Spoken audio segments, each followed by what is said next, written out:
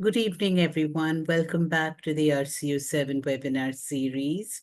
Today we have a very special session, a mentoring panel. And I want to start, though, by remembering to introduce RC07 first for anybody who might be catching us on YouTube for the first time and wondering who on earth we are and why we think we should be talking about this. So RCO7 has been the research committee 07 on women in politics in the global south has been a research committee of the International Political Science Association since the 1980s, with an interest that has expanded and shifted a little bit from women in development to embrace other issues over time. Today, we invite all researchers interested in gender politics in the context of climate change and disasters, politics of identity, especially gender and sexual, gender state and nationalism, including citizenship issues, gender and security, women's participation in peacetime and conflict and development processes, in social movements, in policy institutions, and political parties, among other things.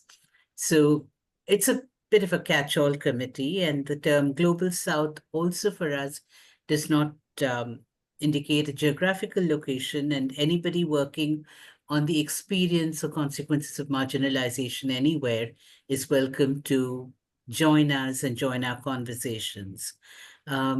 So we started this monthly webinar series as a way of engaging with the community of people working broadly in our area, and also giving people a chance to meet each other beyond their immediate contexts. And as we have done this in 2024, it seems to me that it's also an important platform because it does not involve conference costs, travel money, visas, and all the things that beleaguer scholars of the Global South. So here we are. One of the things that we wanted to do is actually have conversations, mentoring conversations about being an academic professional, all the things that you wish somebody would have told you, but you learn by mistake along the way yourself. So today we have two members of the RCO7 board with us who've been, I want to say to you that they've volunteered to lead this conversation, but the truth is a little different. Nevertheless, I'm very grateful to them. Dr. Amanda Gouws from Stellenbosch University, South Africa, and Dr. Yasmine Hasnaoui from the American International University, Kuwait. They will introduce themselves and lead the conversation, and we will just chat. And the topic, of course, is why conferences matter. Why should we agonize and try to attend conferences, and how can we get anything out of them? So over to you, Amanda and Yasmin. And please introduce yourselves a little bit more than I did. Okay. Well, good afternoon and welcome.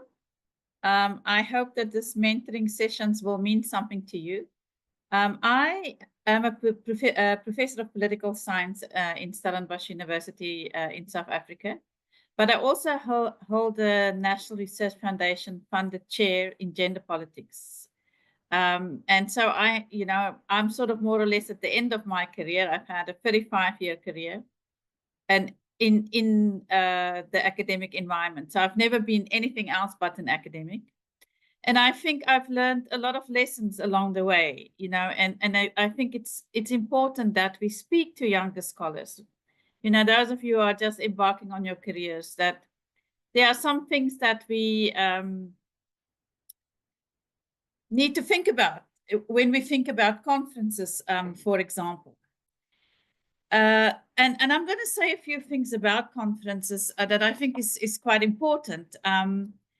Why we should attend them, but they can also be actually quite counterproductive if you don't engage them for the right reasons or in the right places. So I would say first of all, I would say that conferences, why we attend them is to engage, you want other scholars to engage with your work, right? So this is a place where somebody in your field can listen to you, what you're doing in terms of your research, or even in terms of your teaching. And then, you can have a useful conversation and a relevant conversation about that. It also means that you are engaging your academic peers, which is really important. And that's why we have some conferences that are specifically focused on our fields, but we can also have conferences that are multidisciplinary, and I will say something about that. But I also think the other reason why we attend conferences is because we want to build networks. If you want to really climb the academic ladder, you need allies and you need the support of other scholars. And I think in a global world, you need them all over the globe. So conferences are the places where you will meet people from other countries and who have similar research interests than you. And that's how we start to build those networks. And those networks are really important. Some of my networks I have had for 30 years. And, you grow with people. We have been working on similar research projects. We've co-authored articles, we've co-authored books. And that's how you build those very important academic networks.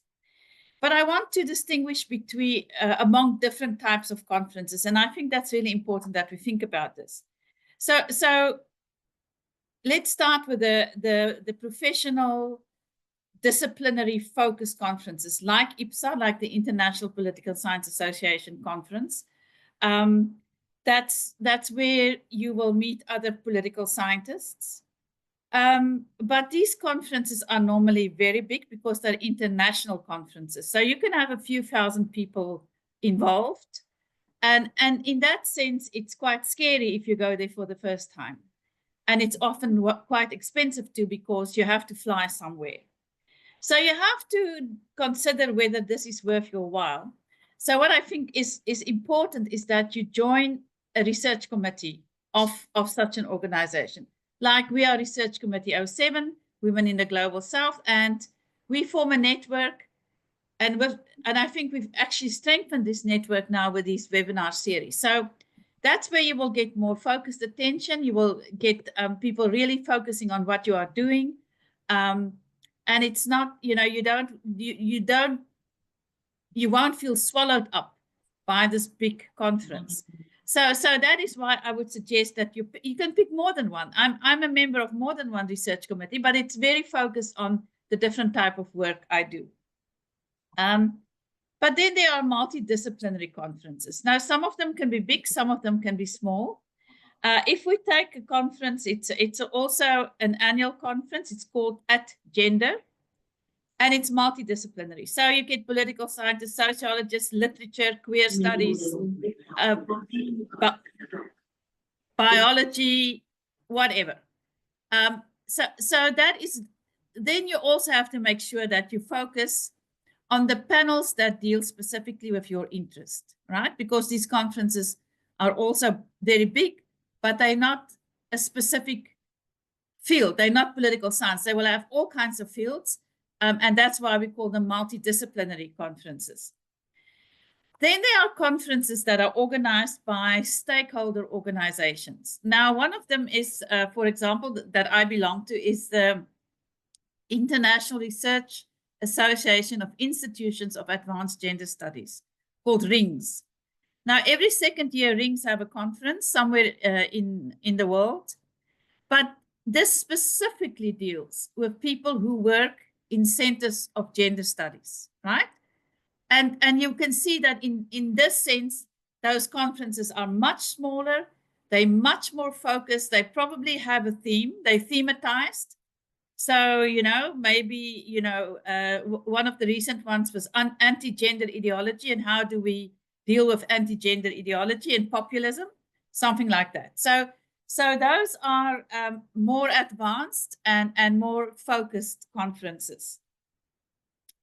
And then there are, of course, small specialized conferences that will take one specific topic and focus on that. I do those conferences every year because that's a requirement for my research chair. So I've just had last year, I had a conference on electoral violence against women candidates in Africa. So, this was not an open invitation. We targeted people and we invited people. And that, I think these type of conferences are more open to senior scholars, right? Those who already have a track record, we know what they're working in, and we know that they want to, what they can contribute to a conference. Now, this is important also that when you pick a conference that you think, what is the outcome going to be of this conference, right? If a conference invitation says to you, we are thinking of a special issue of a journal or an edited collection book to publish your paper in, then there's a good conference to pick because you're going to get a publication out of it, right? I think as we go along in our careers, those are the type of conferences that I go to because I know that it's focused. I know that I can get a publication out of it, and I know that my networks will be there. But you need to be sort of a bit along in your career before you get to that stage. And then the last type of conference that you should avoid at all costs are the predatory conferences. They are organized by business companies. There's one called the International Conference on Gender. They have a conference every year somewhere in the world. It's well organized. You pay so much money and you get absolutely nothing out of it because it's really not, there's no specialized academic focus. Anybody who wants to say something can go there and talk a lot of nonsense, and it will be accepted as a paper because the person paid, right? So you get, the reason why you should avoid it is because it's very costly and you get nothing out of it. I attended one of them and I was really upset at the end of it because I didn't know that this is, sort of a predatory type of organization. All right, so those are the type of conferences. So maybe I should hand over the other things I want to say, but let's just give Yasmine a chance to say something. Sure. Thank you, Amanda. Hi, everyone.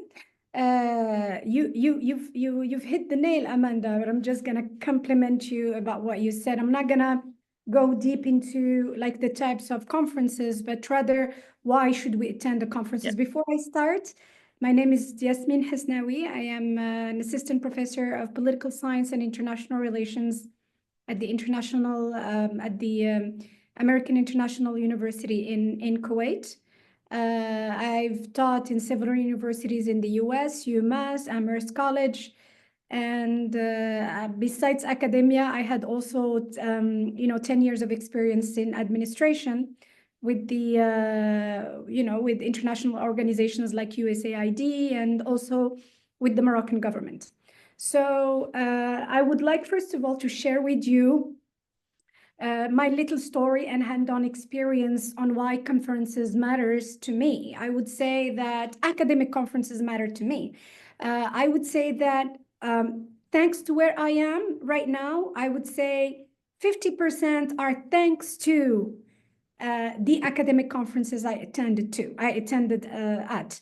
So whenever I return from a conference, I would say, be it annual congress or one-day seminar, this is the feeling I get. I mean, the conferences I attend are at once all too brief, as Amanda said. It can be too big, like the IPSA Congress. You can meet a lot of people, so many people you get to see, but you don't get to spend a lot of time with.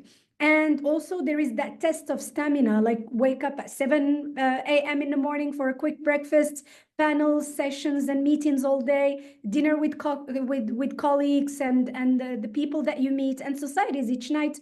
You have also that late night, collegial get together where you actually share your research and talk and lather, rinse, and repeats. And as always, what happens to me is that I leave physically exhausted but intellectually recharged. So for academia, I think that attending these types of conferences, as Amanda said, is essential for your research purposes. First of all, it offers us the primary platform which we develop and are judged by our peers and scholars. The reputation of any given professor rests on how, his or her or their work is received by the discipline. But you have to actually hone the discipline. You have to choose which conferences you attend. Sometimes you can actually say, okay, I am expert in gender, but there are some conferences that are more specific on gender, that tackle gender on a very specific way. So there are so many good reasons to say yes to these types of conferences.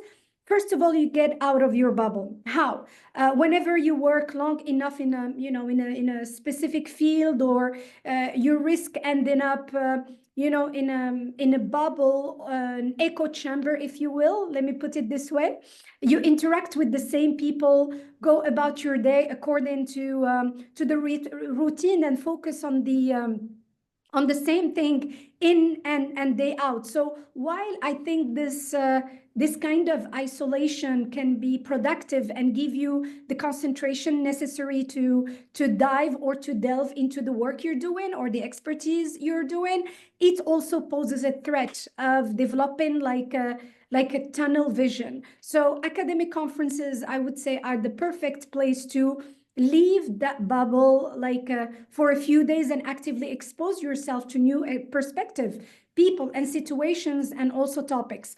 The other thing, I think that you could share your knowledge with your peers, and you could also find, some people who would be, your peers in publications. I mean, in the conferences I attended, I found some professors and scholars who are now with whom I co-publish some articles, and with whom we have shared I would say expertise. So that really helps. The third thing is meet potential partners and collaborators, as I said, and also get your feedback on your research. So if you want to put, for example, your theory to a test or make your research even deeper, you need to expose it to vigorous debates and review. I mean, for example, I would say organizations like IPSA, you could find scholars where, you can discuss easily your research, and then you can question yourself, you can deepen your knowledge. So a prestigious academic conference in your field allows you to do just that. Present your research, be it in the form of, I would say, of an oral or poster presentation, and hear what your peers have to say. The next thing I would say is stay up to date on trend. This is very important. Members of academia are not only ones who need to stay up to date on relevant trends in this field. This also applies to representative of government and nonprofit organizations, and also academia. So I would say that you meet other scholars, and you can actually stay up to date on trends. Build bridges, of course. How often do academics, interact with, let's say, with other academics? How often we actually come up with, with the research that goes in line with the context, with, for example, the globalization, etc. Also gets published in academic journal, and it's something really important for the new scholars or the debutant scholars. So leading academic conferences offer publications in various indexed international journals, like in Scopus or whatever. So also that helps you also strengthen your curriculum, attending high quality academic conferences. That helps you in your resume. Also the network is very important. I think in these conferences you get to network and also start to develop your I would say the network in your field of expertise. So this is very important. So that's why I said 50% of where I am now was thanks to the academic conferences I attended. But I am very picky when I choose an academic conference. I do a lot of research. I talk to different people, be it on social media. I ask them about whether this organization is worth being part of it, or even worth paying the the membership. Let me give the example of the IPSA. I am member of RC07. So when I know that IPSA is a renown, I actually, I'm going to put this way, and I weigh my word, I begged Swarna to actually be part of the RC07 committee. So so if you remember very well, Swarna, I was like writing her an email, like, I want to be part of this, and I sent her an email again. I remember no begging. So because I know it's worth it, and it's worth it. So yeah, so that actually helped me even on my CV. And finally, of course, you're going to explore a new place.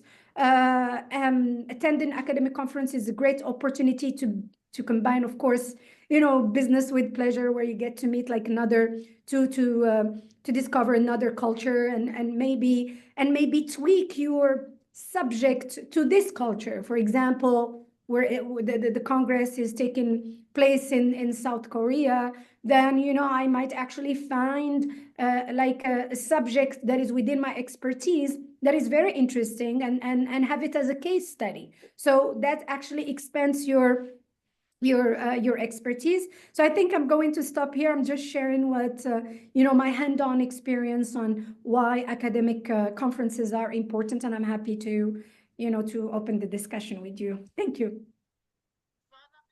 Amanda, you want to pick it up from there? I just want to say, and it links on by Yasmine's idea of, you need to know what the cutting edge is, right? You need to know what's new in your field. You cannot go to a conference and present old stuff. Now, people are not interested in that. But I think the other important thing is you have to know how to write an abstract for a conference. That abstract has to be focused, it has to be precise, it has to say something about your research question and your methodology. Now, having, you know, done this type of work for many, many years, I'm still surprised at some of the abstracts that we receive. You know, it's like just meandering, it tells you nothing, and it's not interesting, and then you want your abstract to be accepted so you can give a paper. So please, that abstract is your entry into the conference, and you have to make very sure that you write an exciting, cutting-edge abstract. I just wanted to say that as well. Yasmin, do you want to pick that up? I mean, you both have a little bit of time that you can Well, embellish, and then we can open it out and people can think about what they want to raise, add, comment. I agree with Amanda. Abstract is very important because sometimes if you don't go in line with the, you know, with the trend, then you abstract, and we received abstract that are absolutely repetitive, you know. So one has to be very, very careful. What are you going to bring to the field? But, you know, what I'm going to retain from today's talk is choose the right organization. I think that it is important to be a part of that organization in order to get into the you know, the field. You know, IPSA, if I was not part of IPSA, like paying my dues and everything, I don't think I would be able to be part of that committee or attending those conferences. Because if you attend academic conferences like that, just, you know, in a random way, then it doesn't make sense. You need to prove yourself, but you need to stay at this level, you know, and never go down. So I think that high-profile organizations like IPSA or the organizations that Amanda spoke about are very, very important. Also, talking about nonprofit as an expert, you can expand your expertise. You have the UN, you can be a consultant within the UN, and then, you know, present papers at the UN. Why not? There is something that is called inter alia, where now the Security Council, or, you know, that actually calls upon experts in the field to be part in Security Council meetings. So I think that you should expand your expertise, and then it's important, but it's all about, and I think you should also build your trademark. You know, trademark, not expand too much. For example, this is, for example, let's say GT. Whenever I hear GT, I know that she is Mrs. Gender in something, you know, or this is important. You should start like that, and then you can expand a little bit. I myself, like now, whenever they hear my name, oh, okay, well, Yasmine equals Western Sahara conflict. But now I am actually gearing towards the Sahel, because I know that the Western Sahara is connected with the Sahel, and I'm actually working, for example, on women's role in conflict resolution in long-term conflicts in Africa. So I think that this is important, and then you will be solicited. But you need to actually have a foot somewhere, but you have to choose it right. Yeah. I'm going to play devil's advocate with something that both of you said, 2 points. One is the idea that you should network, which is very difficult for introverted scholars, and a very large proportion of scholars are introverts. So you walk into this large room, registration spaces are alienatingly large. To pick up your badge, and you look at 150, whatever, or maybe if you go early, 150, maybe 1,000 people, and you think, well, maybe I should find the nearest Starbucks. So how does an introvert navigate a large conference? And at the beginning of your career, you sometimes do them for the job market, because interviews at IPSA, for example, are de rigueur for political science graduate students in America. The second question that I have relates to the cutting edge. Now, in my experience, the APSA, IPSA, even ISA, you rarely find the cutting edge in the usual panel, because there's a lot of work in progress. People are coming from different backgrounds, and the edge is defined differently in different places, to put it kindly. So how do you manage to get past both of these? And then in the meanwhile, others can think of what they want to say. Can we open the floor to people? Maybe they can share with us if they have any question or additions, or tell us about their hand-on experience. I don't know. What do you think, moderator? No, anything is fine. Yeah. Jitu, come in. Jitu. Yeah. Yes. Hi, Amanda, and hi, Yasmine. Pleasure meeting you again, Yasmine. My question was regarding, the accessibility to these conferences. So when you talk about that they have to be of a particular par, especially scholars who are starting out, trying to navigate the job market and all that, sometimes they might not be able to afford an to attend an international conference. Yes, COVID kind of COVID did provide a slightly leveling field in the sense that it offered virtual conferences, but then now that we are going back to having in-person conferences, is there any tip for that? Because I as a scholar, or when you're starting out, obviously you look at the funding, but then again, funding is All not through you available look for at the everyone. funding. Yes. And so how do we navigate that? Because when you put in the funding factor, you literally cut off a vast majority of scholars who would actually be passionate about the topic, might be actually good regarding the topic, but can't just, that accessibility is just cut off. Well, I would say that, very often there are travel scholarships, right? So, and it's very competitive, but get your application in the beginning, don't wait too long. I would also say don't attend conference every year. You develop whatever paper you were presenting at the previous conference, develop that to make it more sort of towards a final draft. And then you can save up some money in the meantime, because if you go every year, it becomes really costly.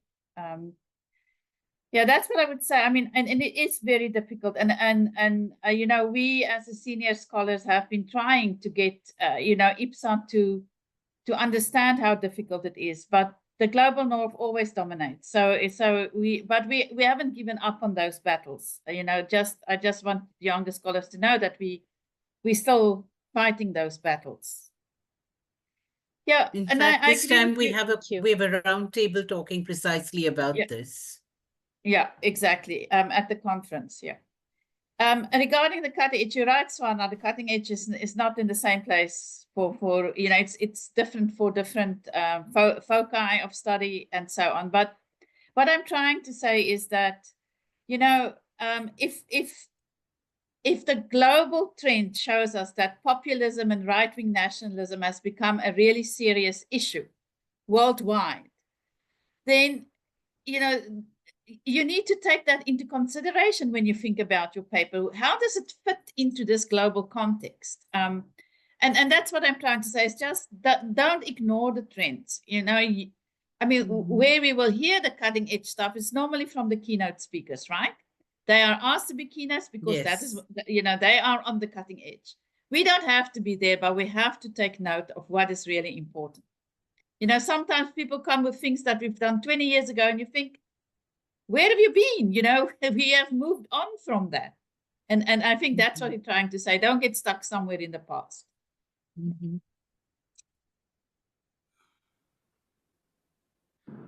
Oh! So sorry. So would one of you like to address the introversion thing? Because I think that's very off-putting, particularly at the large conferences. It's nice when you're in a 15-person intimate book-based conference, but it's actually much harder when you enter these big spaces. And Yasmine, I admire your energy to attend everything. I give up on attending every panel almost in the first day itself. I'm actually very bad at any of this. This is why I I don't attend needed every this. panel, do I? No.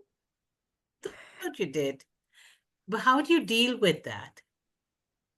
I mean, How do you keep the enthusiasm through 4 days of an IPSA World Congress? That was a good one. What is this person doing here? Can we get rid of him? okay, good. Thank you. So, I mean, the question is that at the beginning, my goal as like a young scholar, I mean, I still find myself young scholar. I'm like starting. So it was to actually build that network, because it's not easy coming from, you know, I would say like a developing country that, you know, where English is not actually taught everywhere. So I had actually to build my network myself. But thankfully, what I had is that at that time, I used to work. I always worked for so many years at the age of 18. So what I did is that I used my money to attend these conferences. At the beginning, it was, you know, conferences that were flop, where I was shocked, you know, why am I attending and paying money? Because I leave like empty-handed. But then later on, you start to develop the network. It's not easy, but if you ask me now whether I attend panels, no, I don't attend, you know, a lot of panels. I choose the panels I want to attend. But you know, money-wise, it can be hard, you know. I did not get the funding. Sometimes I can say that I even like got loans from the bank in order to attend those conferences. I had to. Because I wanted to build my academic network. I would say it has a price at the beginning. It has a price, but I mean, you have to do it because no one would help you. I mean, I would say that this is the first time, the first time that I'm actually asking the government to, you know, to get the funding to attend the Congress. I've never actually, because I know that it would say no, but I'm still waiting. Because, you know, it's not easy, but it's worth it at the end of the day, you know. But the thing is, sometimes I would say some conferences are only for profit. You know, you attend, you pay money, and then, I mean, you even find, you know, anyone like from enterprises, from companies, we don't see that academic world. You don't feel that you're in academia, you know, and they keep exchanging their business cards during that event. So, but it's you get it through experience. Yes. So that's really it. But those ones should be avoided. But I mean, I am a bit of an introvert myself. So what I used to do when I was younger was I go to a panel and I listen to the papers, and then I would go up to the person who gave a paper afterwards and talk to them. So that's a way of an entry into, you know, maybe finding someone who wants to work on the same thing, or that you can exchange ideas with. And normally people in the audience are there because they have the same interests. So you just start to talk to someone who sit next to you, or you know. Yeah. I think a lot of times when people are starting out, they think that networking means you have to go talk to the keynote speaker and have coffee with them. But it actually is just about meeting peers across the world the people who are going to go up in the profession with you, you know. And those are the most valuable connections that you make at those early conferences. Sanala Kirti, did you want to come in? Just come. Yes, thank you very much. I'm loving the conversation and learning a lot as an early career academic myself, because I'm still just 5 years in the academic world.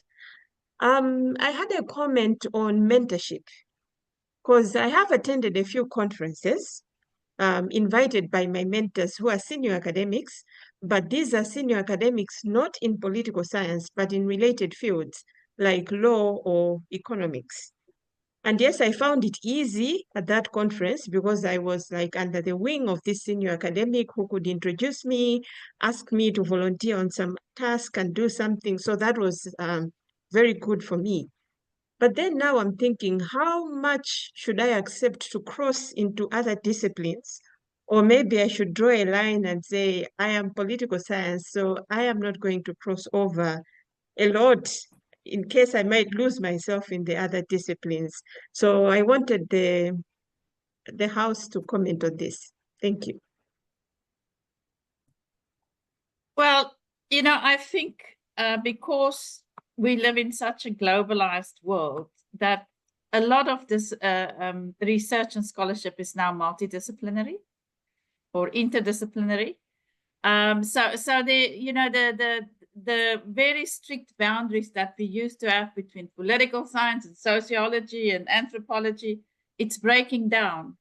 So in my case, my work is very multidisciplinary, and you just need to stick to your focus, right? So if you're working, for example, in my case, say electoral violence, right? So it's political science, but we look at psychology, we look at sociology, and we draw on different theories. And I can see that you think maybe that's quite overwhelming because now you have to engage a lot more literature. But that is the best type of scholarship, is the type of scholarship that acknowledges that there is not only, one way of thinking about things, especially with gender. Gender is so wide, gender is so diffuse. And that's why your research question has to be very clear, right? Once you have a research question and a problem statement that's clear, then you won't get lost. It's when your research question is not very clear that you start to meander, and that's the problem, I think. Don't know, Yasmine, what you think? I agree, definitely. I mean, you have to work on the, I would say at the beginning, you just, I think the process that you are living, your name is Sainala, right? So you are living, it's normal. I mean, you are actually encountering things that might be sometimes good, that might be sometimes, disappointing, but at the end, sometimes, someday you need to actually hone your expertise, and actually you are the one who will choose, not them tell you what you have to do. So I think that, and this is very important. I don't know what's your take on that, Swarna? I mean, you have experiences also, so many experiences. I've meandered my entire career. So I would say, and I think that from the initial conversation we had with Sainal in the last session, I think she's a person who's also followed a question and, in a sense, a social problem into the study of political science. She hasn't started with okay, let's do political science and then found a problem. Am I right? I would say follow the Yeah. problem that moves you.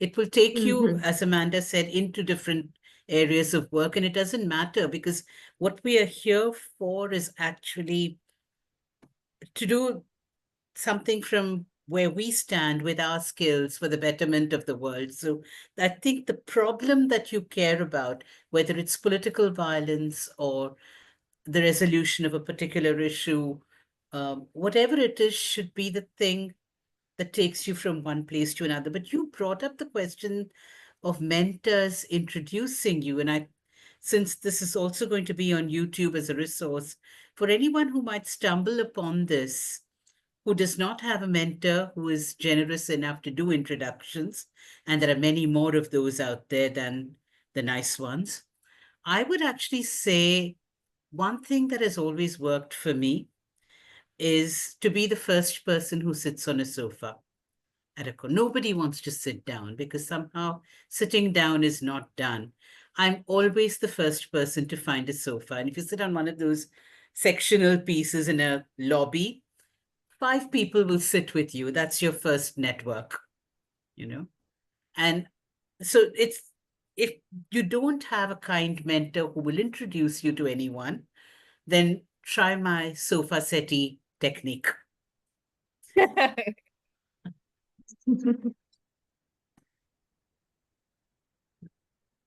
That's a good one. Yeah, it works.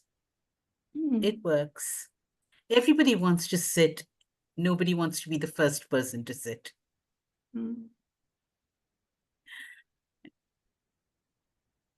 But I also think, sorry, I see your hand, Jitu, is that if we look at political science, and this comes back to the disciplinary boundaries, it is very gender blind. It's always been. So it was women who said that the personal is political, right? And brought in different angles. And that's why if you stick within disciplinary boundaries, you may actually, and specifically in political science, it's a very difficult field to do gender in, right? That's why I go outside political science and I find very interesting things outside political science.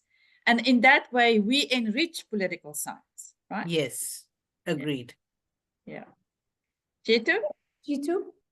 No, I think Geeti had a hand up first. I'll go after her. Thank you. So I had a question that I guess is sort of ideological. I mean, I think this conference and this research group are so exciting because they set the terms of the debate in a certain way already, right? We know that this is gender, we know that this is the global south. And, you know, I have often, or not often, but I've been at conferences where neither of those things are established terrain. And we're always sort of told that the conference for an early career scholar, in my case, I was a graduate student, is this place where you are supposed to network. And sometimes the advice you get about networking amounts to play nice.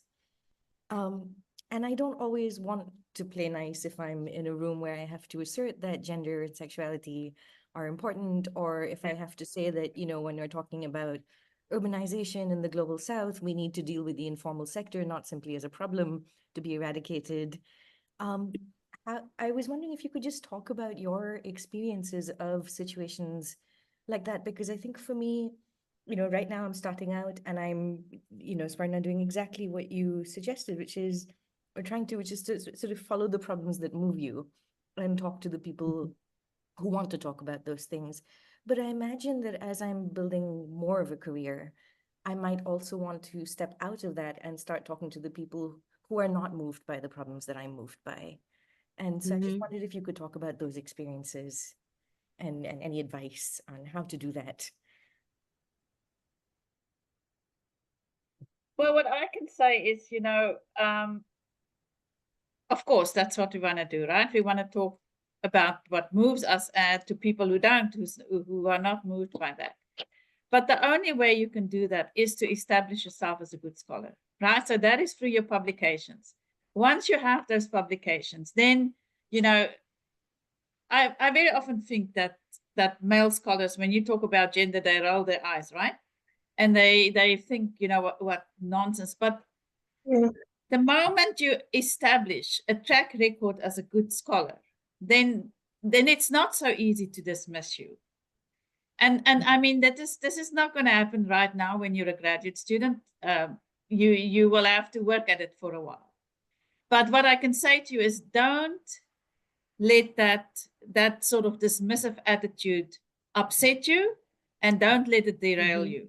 We all been there. We all know what it feels like, and we persevere. You have to persevere.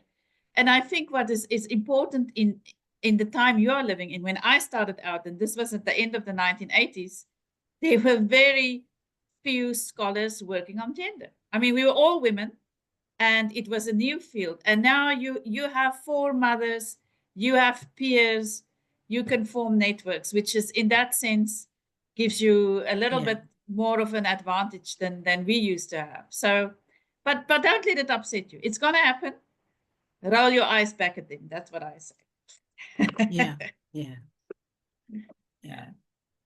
I think as soon as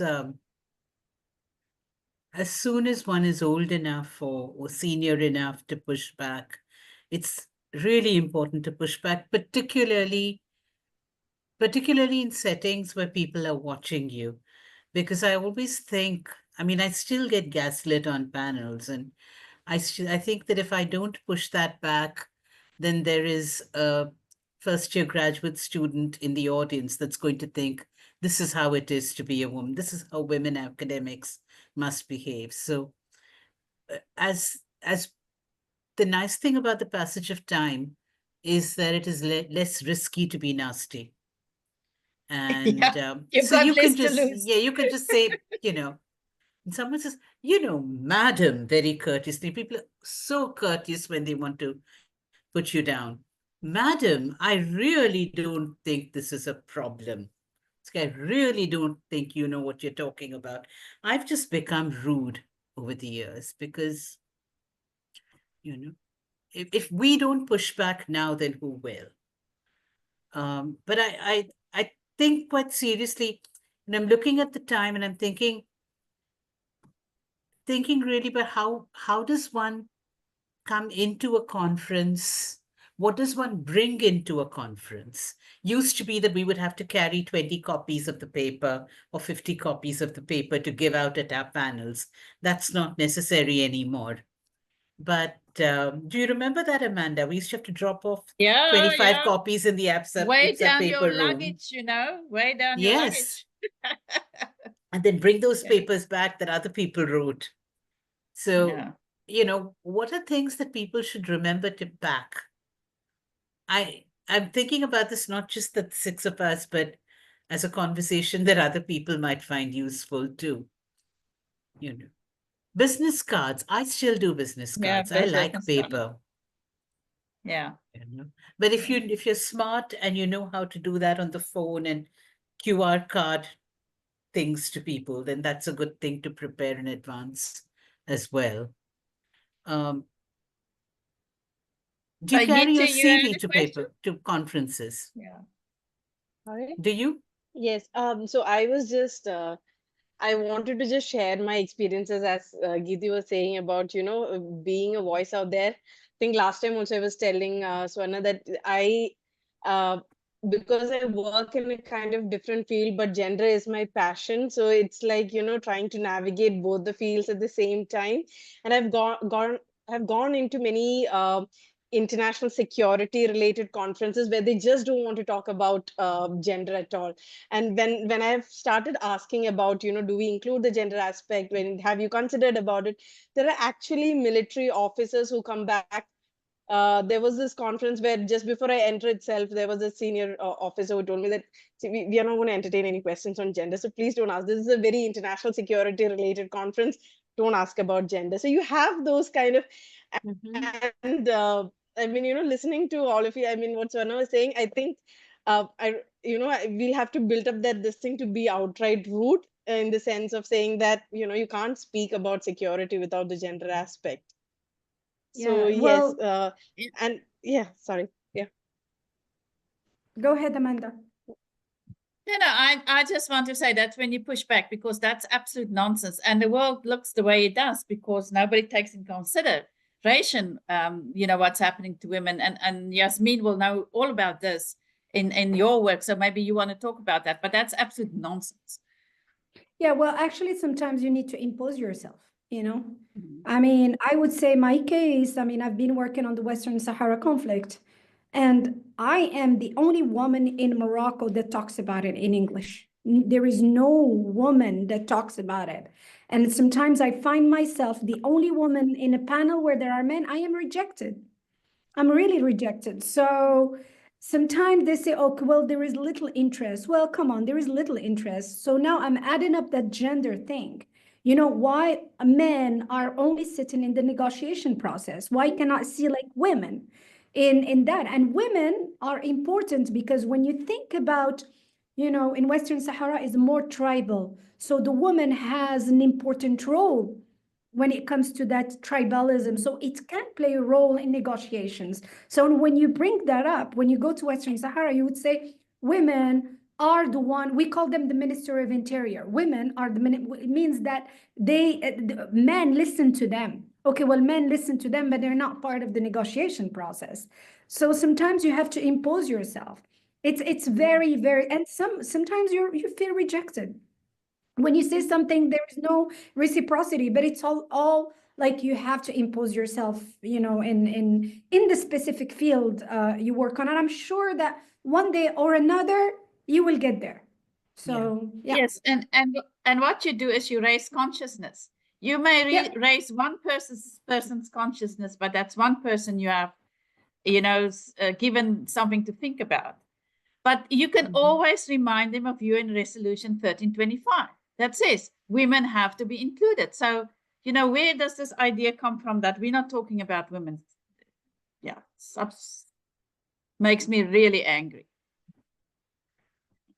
All of us. Yiti? Yeah, no, thank you. This was, so I have a follow-up question. I mean, I think part of the problem or part of the sort of question I have right now about conference attendance, because my university has some limited funding for international conferences. And in fact, I mean, Spartan is aware of this because we're at the same institution. They have some expectations around the conferences that aren't quite a good disciplinary fit, or, they want us to go to places where we are invited to give talks and so on. So in some sense, then, one is always making a decision about where to allocate resources that it takes a while to gather and save up. And I think this is, so Jitu, I think I'm in a similar position in the sense that I do feel like I'm straddling fields. And when I go to a gender conference, it is, it feels so much more productive. It feels so much more like a rich engagement with the work. The critique is so much more pointed. At the same time, my worry is that as I progress in my career, do I just only, how much do I sort of also prioritize going to the conferences where I am going to be that person in the room, and maybe the feedback is not going to be as helpful, but it is an engagement with the other fields that I'm dealing with? Yeah, I think that's a really important question because it's an issue about balance, right? How do we balance these things? But I would say if a conference is expensive to you and you can only go once a year, go to the place where your work will be engaged. You're not going to convince some men who do not want to be convinced. Then you come, you feel dissatisfied having attended this conference, and you don't feel that your work has been engaged with. So for me, I mean, I prioritize conferences where my work will be engaged. And, and you'll be surprised. Sometimes the work we publish then filter into the mainstream, right? And then there comes a time when your voice will be an important voice in those spaces that are not, that are actually hostile. But up to that point, do where you're going to get something out of it. Otherwise, it's waste of money and a lot of frustration. I think that, in terms of selection, one reason I've been doing IPSA is actually simply to break out of that bubble that I think Yasmine used the term bubble. Just the sense that because I've always been an independent scholar and I've done 50 other things that have nothing to do with university departments or political science associations, this has been one way where I could actually lurk on panels where I thought, oh, this sounds interesting. So I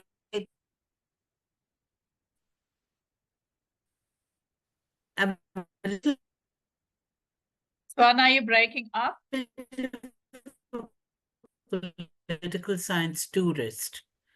We go there to be a bit of a tourist and hear what people are doing and so on. So it's a way for me to break my isolation. And I do IPSA because it allows me to break that isolation in a global way. It's not just, you know, I left my campus or my office and I went to a place where 75 people came from one corner of the world. So I like that. I could be listening to a paper on Cameroon or Thailand or Russia on one panel. So Yeah, and I mean that is an important point. I think, you know, that, and it connects you to the discipline, right? But yeah, it's all about that balance that we need to strike somehow. Very, very true. yeah, we're almost out of time. So last words, not just Amanda and Yasmin, but also Geeti and Jitu. Jitu? None. I just Okay. wanted to thank, yes, it has been an insightful session, and I'm hoping the audience also will be taking away key points from this. Yes, to stand strong, to follow your passion, and then get out of your bubble. And also impose yourself. It's important. Yes. Yes. Never Yeah. give up. Never give up. Yes. Yeah. Thank you. Yeah. And And we from my will side, find things to do. We will Yeah. find things to do together. yeah. Yeah. Sorry. And find yourself good mentors, right? And They don't have also to be even on your continent. You know, I mentored people all over the place online. Yeah. Find And yourself also- good mentors. yeah, and also beg as I did with Swarna, but know the right person. Don't beg anyone. You find someone like Swarna, beg to join the RCO committee. No, I'm just kidding. And anyway, You just know- on a fun note. My honest answer to that, I won't say on this call, but I will email it. I will message Jitu later. Okay. But no, but Geeti, did I miss what you said because my connection froze? Oh, no, I was just saying thank you. This was really helpful. Thank you for Thank you. coming and staying all the way through. Thank you, Amanda and Yasmin. We really want to do Pleasure. more of these because I think that this is not something that people are always lucky enough to find. And we want to keep this conversation going. So on my list of mentoring topics, there's how to prepare your conference presentation. Oh, that's good. And that's writing that abstract, and preparing the Hopefully in presentation. Yeah. April or May when people are, yeah. All right. Thank you, everybody. Thank you. And we'll see you next month. And Bye. please, Bye. Bye. Bye. bye.